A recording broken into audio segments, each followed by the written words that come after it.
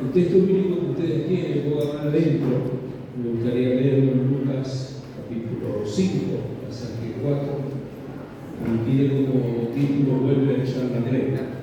Dice el texto bíblico: cuando terminó de hablar, dijo a Simón: boga madre, y echad vuestras redes para pescar.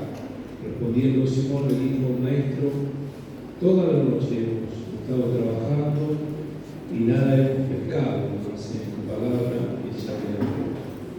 Y habiéndolo hecho, encerraron gran cantidad de peces y su red se rompió. Pues Dios, gracias por el auditorio, por tantos hermanos, pastores, y pedimos que tu Espíritu Santo sea por excelencia el que abra el corazón.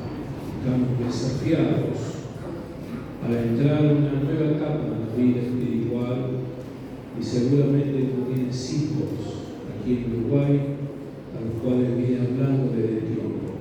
Te ruego, Señor, que, como hemos cantado, se encienda esa luz para el deseo de poder cumplir tu llamado y el propósito, y que Uruguay pueda entregar hijos a las naciones. Lo imploramos en el nombre de Jesús. Amén. Normalmente tengo mi actividad en la oficina del Departamento de Misiones hace muchos años que estoy. Ya prácticamente llevo 25 años trabajando en la obra misionera, y me voy muy temprano a la oficina, mucho antes de que lleguen las secretarias. Es un tiempo entre Dios y uno mismo, ¿no?, que es tan importante. Para mí la obra misionera no es administrativa, sino es espiritual. No es un puesto, es una carga, y es un compromiso delante del Señor. Así que tomo muy en serio todo esto, y bueno, estábamos pasando una de las tantas crisis. Usted piense que nosotros tenemos familias en el campo, y esas familias dependen de la Argentina. Si bien Dios los llamó, hay una responsabilidad de ayudarles a que no les falte nada. Hijos, tenemos un ministerio especial para ministrar a los hijos de los misioneros. Tenemos retiros con los hijos de los misioneros para poder ayudarles, porque muchos de los chicos no entienden algunas cosas, y a veces pasan las crisis económicas que no tienen por qué pagar los platos rotos, como decimos, quizás de la indolencia de la Argentina, porque la realidad es que la Iglesia argentina está en condiciones de ayudar a la obra misionera, pero cada uno tiene su quintita, cada uno tiene su trabajo, y es mi deber y el deber de todos los movilizadores que tenemos concientizar a la Iglesia argentina. Este martes comenzamos nuestra conferencia anual de pastores, y como Departamento de Misiones siempre tenemos un espacio para poder hablar, para aportar testimonio, para motivar a la Iglesia. Entonces son muy pocos minutos que tenemos donde los plagamos de oración para que el Espíritu Santo haga algo en el corazón de los pastores. Y es una constante, ¿no? Durante todos estos años luchamos para que la Iglesia argentina responda. Si bien lo hace, no en la medida que lo podría hacer. ¿Por qué les cuento esto? Porque estábamos en uno de los momentos donde subió al gobierno un presidente que de 9 pesos que valía el dólar lo llevó a 15 pesos. O sea, en un día el Departamento Nacional de Misiones perdió $40.000 en minutos. Y eso va en desmedro de los misioneros, plata que a ellos no les llega. Lo que pensaban que tenían $1.000 y de repente le quedaron 700. Y no porque se lo hayamos sacado, sino que subió el peso. Y eso produjo el desfasaje económico. Así que muy temprano estaba allí buscando al Señor y mirando lo que me toca mirar, la administración de todo, y también lo económico. Y bueno, yo no sé si a usted le pasa que hay momentos que usted no tiene salida, solamente a recurrir y decir: Señor, llamé a los amigos pastores, busqué fondos de distintos lados para tratar de subsanar eso y no lo lograba, así que miro los números y veo ahí algo catastrófico. Me tiré hacia atrás del sillón y dije, Dios hace algo, porque hasta acá llegué yo. Tenés que mover tu mano. No pasó un minuto que suena el celular. Me llama un empresario que llevaba un año sin dar ofrenda misionera porque vio que la gente se ofrenda y castiga. No sé si pasa en Uruguay, que no diezman porque están enojados, no dan más para la obra porque le molestó algo. Pasa algo allá en Argentina, ¿sí, no? Entonces él estaba un poco ofendido, no sé por qué, y por un año dejó de dar la obra misionera. Y mi equipo me decía, pastor, llame a este empresario, siempre nos ayudó. No, el que toca es Dios, dependemos de Dios. El día que empecemos a llamar a las personas para pedirle, salvo un pastor amigo que tenga cargas, no. Me llama este buen hombre, me dice, pastor Alegre, sí, con él habla. Me dice su nombre, hace un año que no doy a la obra misionera, dice, no me fue bien, he pasado crisis y sé que el problema está en que he dejado de dar al Señor, porque esto es no una obra nuestra, sino la obra de Dios. Así que me dice, tengo una cantidad de dólares que quiero que lo venga a buscar. ¿Usted qué haría?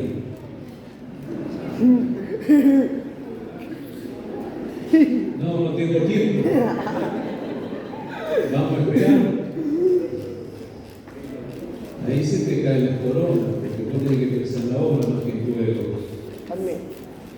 Dígame dónde tengo que ir, que allá voy. Bueno, y hasta la casa en el Nordelta, que es una zona de los archimillonarios de Argentina, y me vine con $40.000.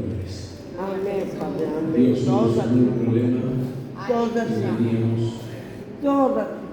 Por eso la palabra que prefiero comentar es echar la red. Una cosa es escuchar.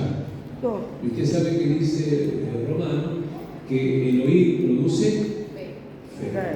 Y lo que le pasó a Pedro es que él prestó su barca y inexorablemente escuchó la palabra, inexorablemente escuchó el mensaje y creó fe. Entonces, a veces escuchamos mucho el ruido, el sistema o los políticos, todo el mundo estaba en vilo, ¿quién sale presidente en Estados Unidos? Y a mí qué me importa. Pero el mundo es dependiente de todos. Y así funcionan las economías en el mundo. Pero en la iglesia no es así. En la iglesia, el que está sentado en el trono es Cristo. Amén, Padre, amén. Y nosotros tenemos puestos los ojos en Él. Amén. Entonces, vamos a hablar de tres cosas importantes. La primera de ellas, basado en este texto bíblico y en el eslogan de la conferencia, el contexto por el cual Jesús se acerca a estas personas era de una situación de fracaso. Había fracaso. Recuerda el texto bíblico, toda la noche hemos tratado de pescar y no pescamos nada. Entonces, el contexto a donde el Señor se acerca es un contexto de fracaso, ¿no? Y dice en Lucas 4:2, y vio la barca que estaba cerca de la orilla del lago, y los pescadores, presta atención a esta parte de la escritura, lavaban sus redes, unas redes de fracaso. Muy triste, ¿no? Una cosa es que usted tira la red, pesca, se llena de olor, se llena de algas, pero el resultado es que tiene pescados. Pero acá no solamente trabajaron, se le ensuciaron las redes y no obtuvieron nada. ¡Qué frustración para hombres que vivían de la pesca y que tenían que alimentar a la familia! Entonces, muchas veces, cuando el Señor se nos acerca, no se acerca a los más poderosos. Yo tuve mi hijo cerca de 14 años, estaba en Noruega, misionando, juntamente con su esposa. Y él me contaba que en las arcas de la iglesia de Noruega había millones de coronas para la obra misionera. ¿Por qué? Porque Noruega, por experiencia, como Finlandia, que ustedes conocen, han sido misioneros. Por ejemplo, Noruega entregó en la historia 6.000 misioneros en el mundo.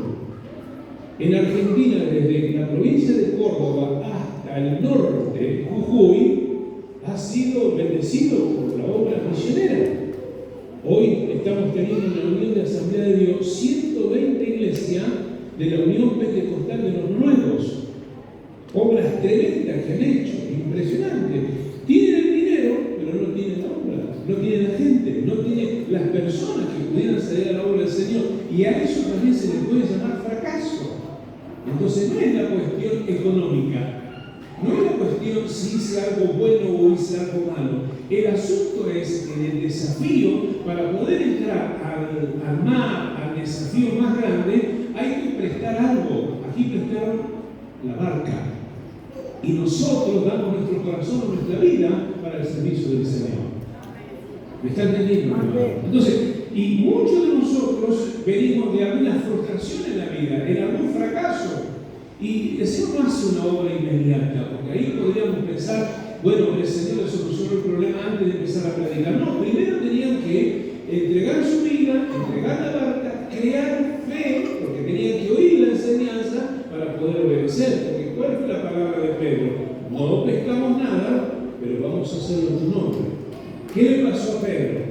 Había creado fe. Y a veces Dios, en los procesos que tenemos, dentro de una nación, dentro de una iglesia, lo que produce en nosotros es lo que podamos aprender a ejercitar la fe. Libro de Hebreo.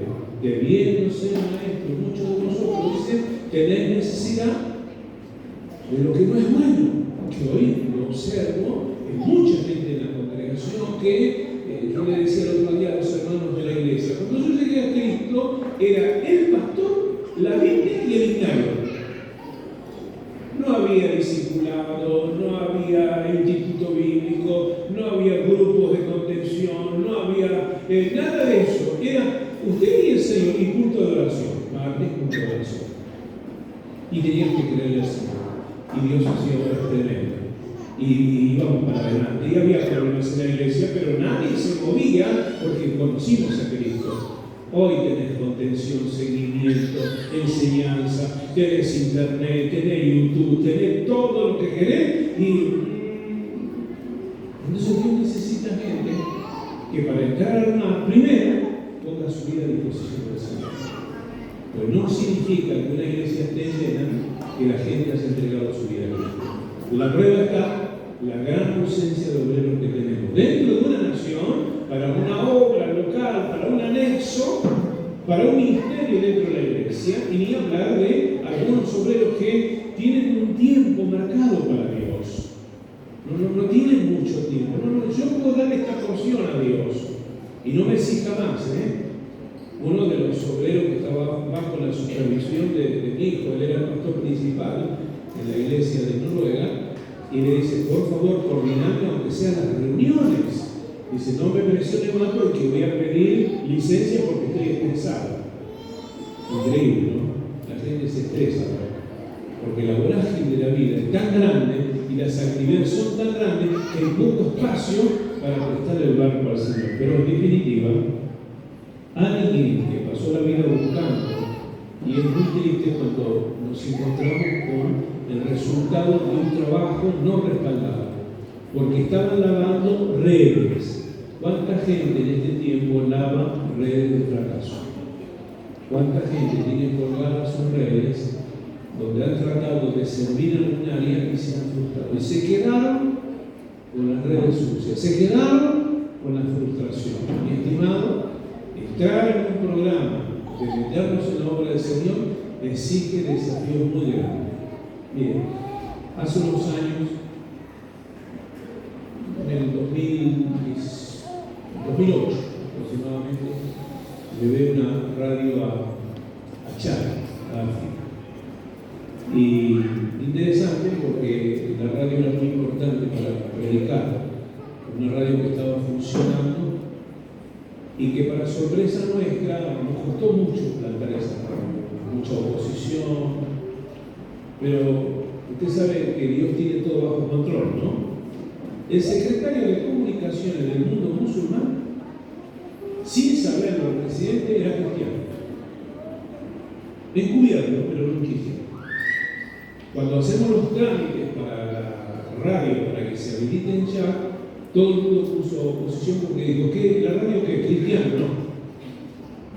Pero este hombre, que era el que administraba y el que ponía la firma, usó de los vericuetos y de la autoridad que él tenía y nos dio un permiso que no lo tenía ni siquiera el musulmán. Podemos poner radio en cualquier parte de Chad porque nos dio una licencia nacional, no limitada a la capital, que era Jamaica, sino en cualquier parte.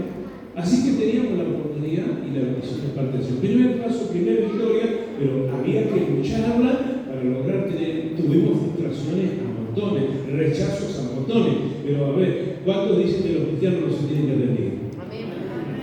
No somos de los que retroceden, dice la Escritura. Bueno, el tema es que yo llego con la radio,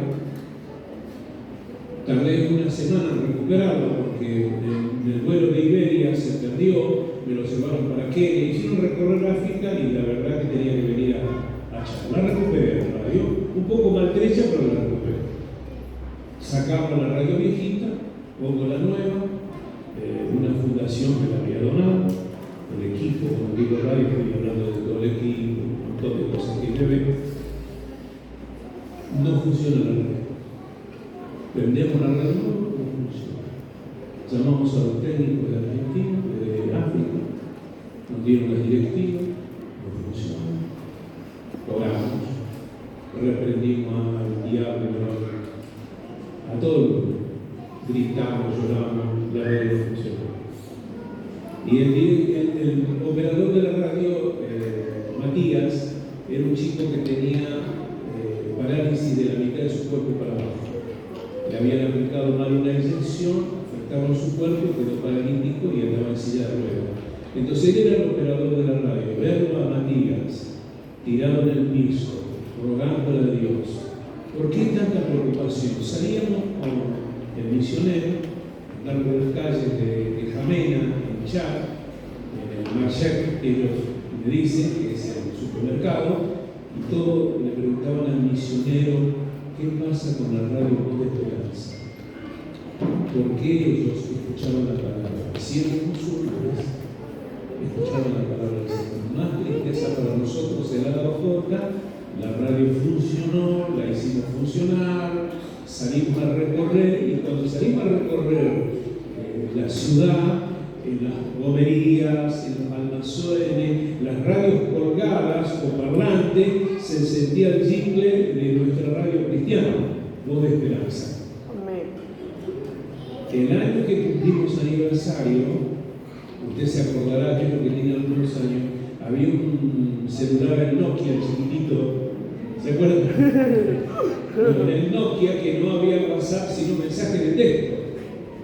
Mire, lo teníamos al rojo vivo, porque muchísimas personas dicen: yo estoy convertido a Cristo, yo acepté a Cristo gracias a la radio. Llegó el mensaje. Pero, mi estimado hermano, contarlo y que usted diga bendito sea Dios es una cosa, otra cosa es atravesar el proceso, que a muchos les cuesta. Así que, a no rendirse aún a pesar de los fracasos. Qué casualidad que Jesús eligió la barca, ¿no?, de Pedro. Qué casualidad que Dios nos llamó a nosotros, ¿no? A veces uno piensa, ayer me decía uno de los pastores, estuvimos en la noche, uno de los pastores del ministerio, cumplía 14 años en el ministerio, y él era una persona que era drogadicta antes de conocer al Señor, era un barra brava que iba a las canchas de fútbol, y su vida ha sido, lejos de Cristo, desastre. Y dice: ¿cómo es posible que Dios me haya elegido a mí? Bueno, Dios elige, parece, a los fracasados, ¿no? Amén. Dios levanta al pobre del muladar y al menesteroso del polvo de la tierra y lo hace sentar junto a príncipe, dice la profetisa. Amén. Así que cuando uno ve esto, dice: justo Pedro, que era mal educado, mal decía, boca sucia, todas las tenía Pedro y el Señor se mete en la barca de Pedro, ¿no? Qué lindo que dice la Biblia, no me elegiste vosotros a mí, sino yo los elegí a vosotros. Y esta es la grandeza del Señor, ¿no?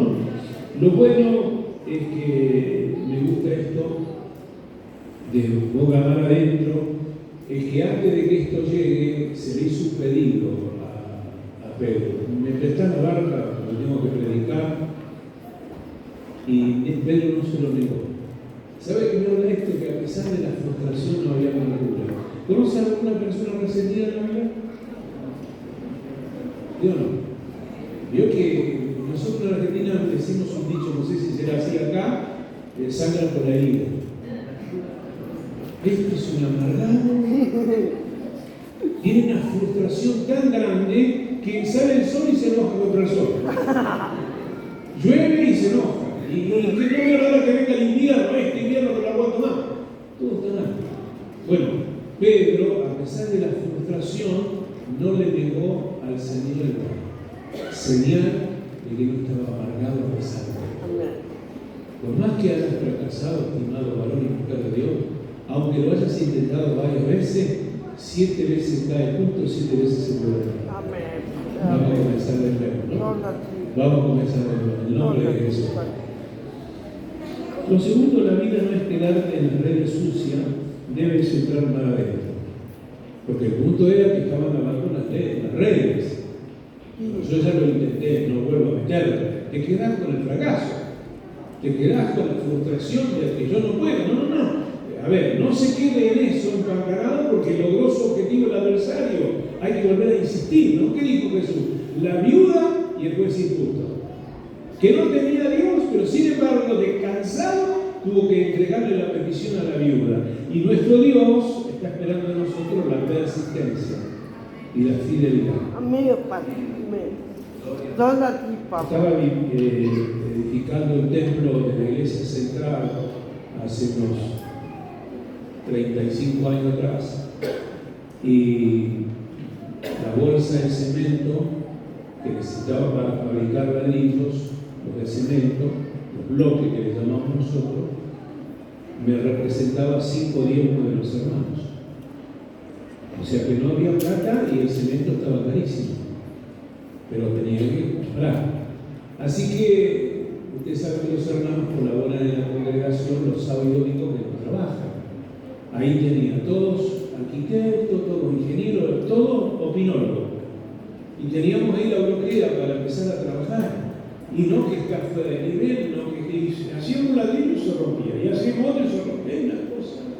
Y que tenía que tener más agua, y que existe poco cemento, y yo en el medio de ellos con una paciencia pastoral, porque mi problema es que mi oficio es la construcción. Pero vos querés que la gente también sea parte de la obra, pero y te das cuenta que no se deja dirigir, todo lo sabe. Bueno, de las 8 de la mañana a las 5 de la tarde hicimos 2 ladrillos. Encima tuve que pagar el asado, porque comen como que van a morir mañana. Me fui frustrado en mi casa. Me fui frustrado, pero yo no me rico. Si era un adolescente maleable, le dije, Javi, un chico que hoy era su nombre, con hijos y con nietos, digo, venite mañana a las 8 y vamos a hacer los ladrillos nosotros. Así que ese día, entre los 2 solitos sin capitanes, los 2 eran vídeos, pues el problema es cuando hay mucho cacique. Así que ese día hicimos 65 ladrillos, no perdí el cemento porque, como le comento el costo del cemento, lo que me preocupaba es que estábamos desperdiciando dinero y ofrenda de la iglesia. Bueno, la sorpresa cuando vinieron los hermanos, dice, ¿llamaste a algún profesional? Sí, 2 indios tuvimos, no había cacique. No se frustren, no se queden en el camino. ¿Está dispuesto a avanzar? Amén. Tenemos que entrar. Amén. Súbase al barco. Amén. Súbase al barco. En este caso, súbase al avión. Una vez que sube el avión, despega, ¿cómo se llama el aeropuerto de Montevideo? Carrasco. De ahí sale el avión, ¿no? Para el internacional o también. Bueno, Carrasco. Nosotros decimos Ezeiza. Así que cuando sale de Carrasco para Asia, para África o América, que Dios te ayude. Amén. Y acordate de que vas con las redes limpias. Aunque hayas fracasado acá, las lavaste. Y hay una nueva oportunidad. Amén. Así que el desafío de caminar y andar en aguas profundas, porque este es el tema. Mientras uno está en la orilla, es campeón en todo. Yo que los chicos, cuando van a la playa, los hijos de los padres, miran a sus no vaya más, quedarte ahí en la costa, porque te puedes ahogar y lo estás controlando y se va el papá y los chicos les encanta meterse, saltar, salen, no vaya más adentro porque es un problema, ¿no? Y se acostumbra a andar en la costa y está bien, pero el adulto no puede, yo no lo veo a un adulto ahí haciendo. Creo que se tiene que meter un poquito más adentro, por lo menos para mojarte el pelo. Nadar, meterse en aguas profundas, nos dice el libro de Ezequiel que el Señor le dio la orden. Metete en el río hasta los tobillos, signo que hay que caminar, hasta las rodillas, comunión con Dios, hasta los hombros, soportar la presión del agua y de la obra. Y ahora nadar, hay que nadar en el espíritu. Para entrar en aguas profundas, uno tiene que nadar, mi estimado hermano. Y a veces se pone bravo la cosa. Pero no. Hemos tenido misioneros que casi se nos han muerto en el campo. Herminia Carfuquire, hoy ya en la presencia del Señor, en Paraguay, en Yaguarón, levantó un hogar de niños corazones que sueñan por largos 20 años y enfermó. El diagnóstico que tenía metástasis en sus pulmones. Así que en plena pandemia no había manera de traerla y yo le rogaba a Dios que no viniera a Paraguay porque el diagnóstico registrado era una metástasis en sus pulmones. Así que de allá pudimos con contacto con amigos, orando al Señor, vino con una especie de avión sanitario, llegó a Ezeiza, la traje al Departamento Nacional de Misiones, que tenemos un departamento exclusivamente todo preparado para misioneros. Cuando vienen de viaje, ellos reposan, descansan, los cuidamos. Traje una doctora a tiempo completo para estar 24 horas con Herminia y empezamos primeramente a alimentarla un poco, porque había bajado a 35 kilos, súper delgada. En pocos días, en pocas semanas, se fortaleció anímica, emocionalmente, espiritualmente y físicamente, que es lo más importante. El asunto es que empezamos a hacer los tratamientos, orar, el diagnóstico era fuerte, tuvimos que mandarla a un hospital especial para cáncer en Buenos Aires, el Hospital Rojo, que se especializa en todo el tema de cáncer. Bueno, era irreversible la situación, no había manera, y había que hacer una pulsación para poder descubrir qué nivel tenía el cáncer. Bueno, alguien que no tenía fe, alguien que no sabía lo que es nadar en aguas profundas, dijo, ¿para qué le vamos a hacer la pulsación si se va a morir? Y se lo dijo a ella, mirá, Herminia, te vas a morir. Un amigo, ¿vio? Te vas a morir, dice, ¿para qué te va a poner una operación? Y ella, una mujer aguerrida, acostumbrada a tener batallas grandes. Mi Dios es sanador. Y si voy a morir, quiero saber por qué muero y cuál es el nivel de cáncer que tengo. Así que la internamos en el Hospital Rojo, acompañada por la doctora de la que le estoy hablando, una mujer de Dios preciosa. Le hacen la pulsación, ella empieza a mejorar inexplicablemente. Hay intercesores en toda la Argentina clamando por el niño, una mujer del Señor. Y el diagnóstico es que tenía un resfrío valvular. ¿Cómo que resfrío? aquí en Blanco. ¿Y qué pasó con esto? Ahora, no sé, porque el otro no te va a decir que Dios hizo un milagro. Vivita coleando, la mandamos a Neuquén con más de 45 kilos, rozagante, victoriosa, estuvo con toda su familia 3 años y después de 3 años Dios solicitó su presencia.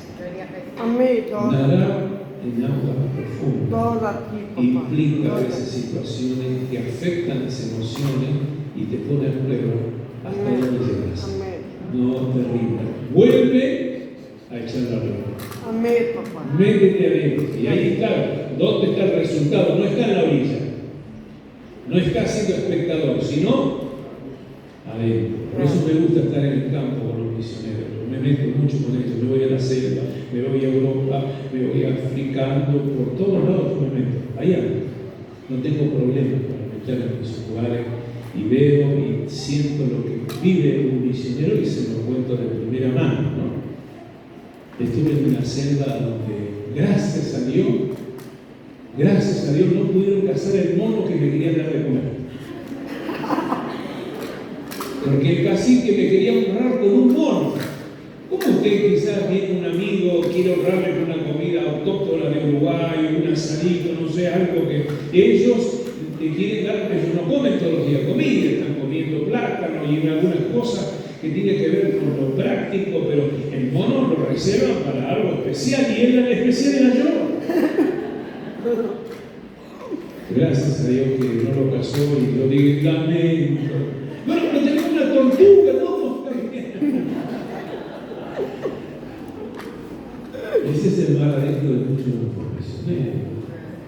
Tomar el masato que el aborigen lo masticó con sus dientes picados y la bebida que después le va a contar alguna experiencia acá al amigo Ramón, porque él viene de esa zona de Panamá, terrible. No sé si era el más aborigen que los propios aborígenes, pero bueno, ahí Dios lo está usando. Quiero leer el 2 de Reyes, capítulo 13, pasaje 18. Y volvió a decir: toma la saeta. Luego que el rey de Israel lo hubo tomado, dijo: golpea la tierra. Y él la golpeó 3 veces y se detuvo. Entonces el varón de Dios se enojó contra él y le dijo: al dar 5 o 6 golpes hubieran derrotado a Siria hasta no quedar ninguno, pero ahora solo 3 veces derrotará a Siria. Usted conoce la historia.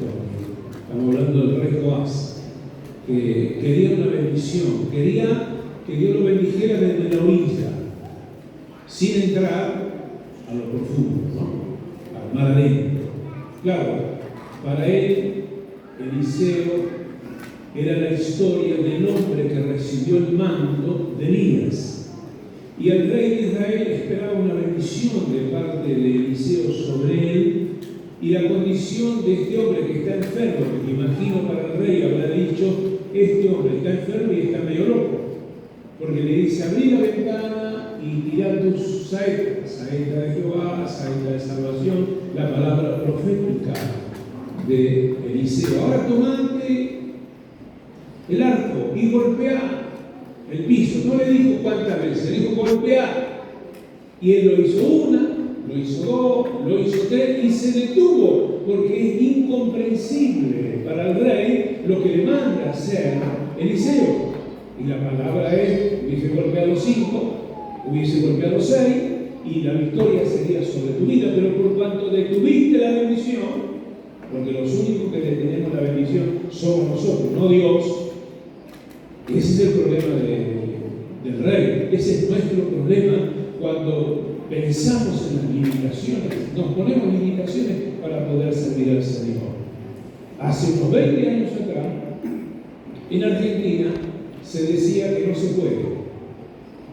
No se puede hablar otro idioma. Argentina no maneja inglés, Argentina habla en español, la economía, los gobiernos.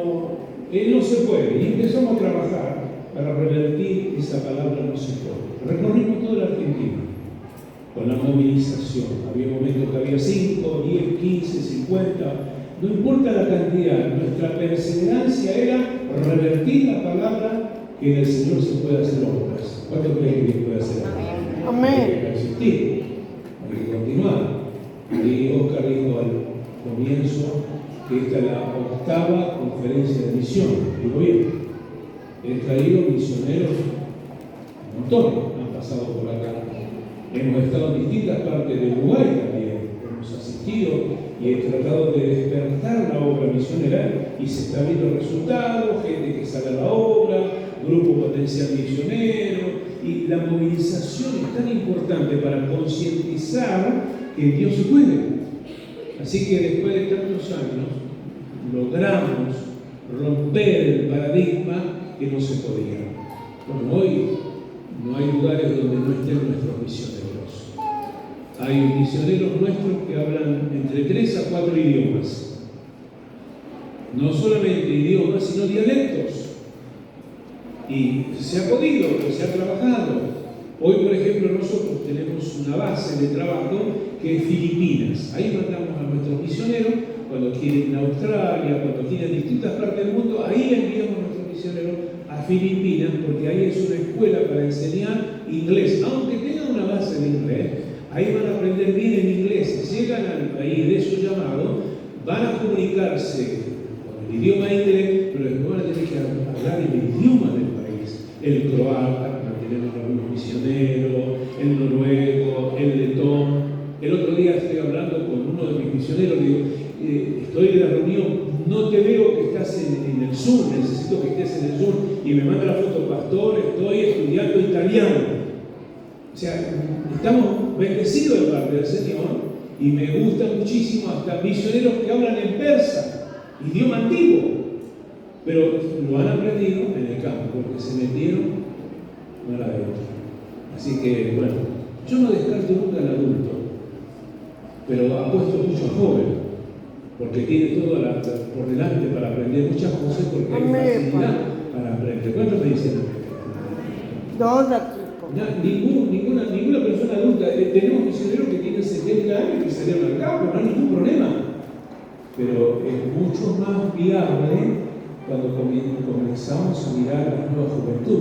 Tenemos un programa dentro del Departamento Nacional de Misiones donde estoy buscando la nueva generación, la generación de relevo, porque hay misioneros de 35 años, de 40 años en el campo. Saque la cuenta, ya están en los 65, 70 años, si bien tenemos fuerza todavía, pero ya la mente dice que sí, pero el cuerpo te dice para que no da para más. Para un joven, no. Entonces, ahí tenemos un caudal en la vida de los jóvenes que es realmente, por eso tenemos jóvenes que entraron a Irak. ¿Sabes lo que significa entrar a Irak? Ahí tenemos misioneros que entraron a Irak. Tenemos misioneros que están entrando en Irán. Estamos entrando en Siria. ¿Pero quiénes lo hacen? Muchachos, chicos jóvenes, en Francia. Francia para el 2030 se dice que va a ser casi musulmana. La población de musulmanes ha hecho que la cultura de Francia se vaya perdiendo a tal grado que la mayoría de los legisladores son musulmanes. Fíjense el equipo de fútbol de Francia. Son todos africanos musulmanes. Casi el 80%. Pero ¿quién fue el que llegó primero a Francia? Su abuelo, su papá, y él quedó. Entonces, hoy demográficamente Francia está creciendo. Y se dice que para el 2030 pueden exigir que Francia sea islámica por la ley, porque ellos tienen legisladores. Entonces ahí tenemos chicos jóvenes que están entrando para impactar a la juventud de Francia, porque hay que explotar en Francia. Holanda, un país de perversión, de libertad, de oficialismo a la prostitución, es una cosa, Sodoma, Gomorra se queda corto. Ahí tenemos misioneros jóvenes que están abriendo iglesias, están trabajando, claro. El adulto, ¿qué hace? El adulto es prudente. Yo soy una persona adulta y antes de ponerme ahí voy a pensarlo 2 veces. ¿Estamos de acuerdo los adultos? Pero el joven, que es como cuando le dice la palabra Jacob a a su hijo José, ¿no? Rama fructífera. No te detienen ni los muros. Él avanzaba, bueno, vamos con los uruguayos. Amén. Que no le va muy bien hacer eso, pero yo he dicho por ustedes, me pongo triste cuando no van. No, ya me tiene herida, no, por favor. Oremos para que alcance algo. Para más lo tienen ahí a un argentino director técnico, lo quieren matar, piensa. Se lo regalamos. La vida de un líder es meterse en aguas profundas y esto es un problema que debe sufrirlo boca mar adentro. Amén. Un líder va a tener problemas, va a tener dificultades mar adentro. ¿Sabes por qué? Ya no tienes control de nada. Ya tienes dependencia de lo que pasa acá. Ahí no puedes decir, me bajo en la esquina. Estás arriba del barco. No podés retroceder. El celo para ir finalizando. Vuelve a echar la red, no te rinda por no ver resultados. Ahora bien, la consecuencia de la bendición fue la obediencia, porque Pedro obedeció, prestó su barco, se metió mar adentro, aún sabiendo que durante toda la noche no pescó, pero él obedeció. Se metió a confiar en el Señor. Y durante toda la noche él tiró la red, y durante toda la noche recogió la red vacía. Y ahora lo va a hacer nuevamente. Y esto es lo positivo de una persona, que le cree a Dios que puede producir algo. Porque recuerde la palabra, toda la noche tratamos de pescar, no pescamos nada, pero lo vamos a hacer en tu nombre. Ahí está la diferencia. Cuando alguien sale a la obra misionera, cuando alguien invierte en la obra misionera, no es, por ejemplo, aquí la iglesia, el pastor Oscar o cualquiera de los pastores presentes en su congregación dice, vamos a hacer un proyecto para ampliar el templo, para comprar nuevas sillas, para poner otro proyector, y usted lo ve plasmado, porque lo ve ahí, lo ve en una silla, lo ve en una pared, lo ve en la tecnología, pero la obra misionera usted no ve nada. Usted suelta el dinero, como la red, y la bendición seguro que está, porque la palabra dice sacaron la red que se rompía por obediencia, pero hasta que vos no tiras algo, difícilmente puedas comprobar la bendición del Señor. Hasta que no te metas al mar profundo y dependas exclusivamente de lo que puede llegar a pasar y que tengas la seguridad que cuando obedeces al Señor nunca hay frustración, nunca hay fracaso. Serán momentos difíciles en la vida, pero esos no son fracasos, son procesos en la vida de la persona. Y termino con la palabra del apóstol Pablo, libro de los Hechos de los Apóstoles. Él es uno de los misioneros de ejemplo. Está queriendo predicar ahí en Bitinia, el Espíritu Santo se lo prohíbe.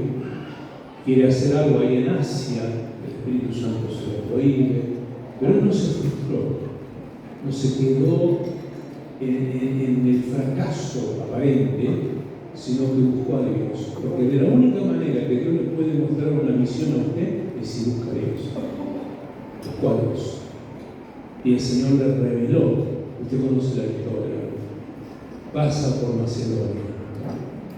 Y hace poco en Kenia uno de los pastores dijo, cuando el varón macedonio le dijo a Pablo, pasa por Macedonia, porque el Espíritu Santo estuvo antes que él llegara. ¿Entiendes, hermano? Antes que tire la red, ya los pescados estaban preparados. Antes que te mueva, ya Dios tiene el proyecto lindo para nosotros. Señor nuestro buen Padre, gracias por esta mañana, por la iglesia que está practicando, sintiendo, Señor, una pasión, un ardor por la obra que bendice, que colabora en el ministerio, en personas que quizás no los vean, no los conozcan, pero de buen corazón, Señor, siembran en lo que es tuyo, en un proyecto que lo tienes desde la fundación del mundo, para que nadie se pierda y que todo el mundo tenga la oportunidad de conocerte a ti.